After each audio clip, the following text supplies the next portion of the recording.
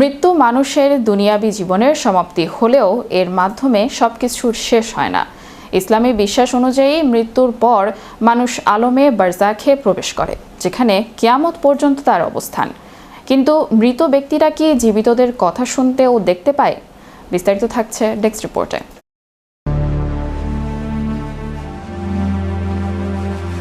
মৃত্যু মানুষের দুনিয়াবী জীবনের সমাপ্তি হলেও এর মাধ্যমে সবকিছু শেষ হয় না। ইসলামী বিশ্বাস অনুযায়ী মৃত্যুর পর মানুষ আলমে বারজাখে প্রবেশ করে, যেখানে কিয়ামত পর্যন্ত তার অবস্থান। এই বারজাখের জীবন দুনিয়ার জীবনের মতো নয়। তাই মৃত ব্যক্তি জীবিতদের কথা শুনতে পায় কিনা বা তাদের দেখতে পান কিনা এ বিষয়ে কুরআন হাদিস ও আলেমদের ব্যাখ্যা জানা জরুরি। অধিকাংশ মুহাদ্দিস ও আলেমের মতে মৃত ব্যক্তি দুনিয়ার সব মানুষের কথা স্বাভাবিকভাবে শুনতে বা সবকিছু দেখতে পায় না। তবে আল্লাহ তাআলা চাইলে কবরের কাছে আসা মানুষের সালাম ও কথা মৃত ব্যক্তিকে শোনাতে পারেন।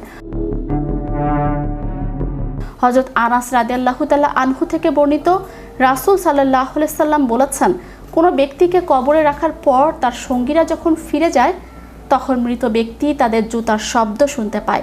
সহিহ বুখারী ও মুসলিমে এই হাদিস বর্ণিত রয়েছে। বদরের যুদ্ধের পর নিহত মুশরিকদের উদ্দেশ্যে রাসূল সাল্লাল্লাহু আলাইহি সাল্লাম কথা বলেছিলেন। সাহাবায়ে কিরাম বিষয়টি জানতে চাইলে তিনি জানান, তারা তার কথা শুনতে পাচ্ছিল, তবে উত্তর দেওয়ার ক্ষমতা তাদের ছিল না। এ ঘটনাকে অনেক আলেম মৃতদের শোনার বিষয়ে গুরুত্বপূর্ণ দলিল হিসেবে উল্লেখ করেছেন।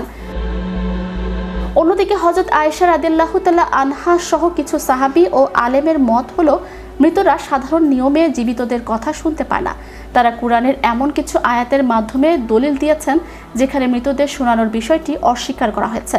তাদের মতে বদরের ঘটনা ছিল রাসূল সাল্লাল্লাহু আলাইহি সাল্লামের বিশেষ মুজিজা।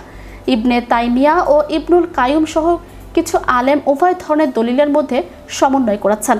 তাদের মতে মৃতের নিজস্ব কোনো ক্ষমতায় সবকিছু শোনা বা দেখার ক্ষমতা নেই, তবে মহান আল্লাহ চাইলে বিশেষ কোনো কথা তাকে শুনতে বা কোনো বিষয় সম্পর্কে অবগত করতে পারেন। সুতরাং মৃত ব্যক্তি দুনিয়ার সব কথা শুনছে বা সবকিছু দেখছে এমন বিশ্বাস করা ঠিক নয়। আবার আল্লাহর ইচ্ছায় কোনো কিছুই শুনতে পারে না এ কথাও চূড়ান্তভাবে বলা যায় না। এটি মূলত গায়েবের জগতের বিষয়, যার পূর্ণ জ্ঞান একমাত্র আল্লাহ তাআলার কাছেই। Channel Europe news desk.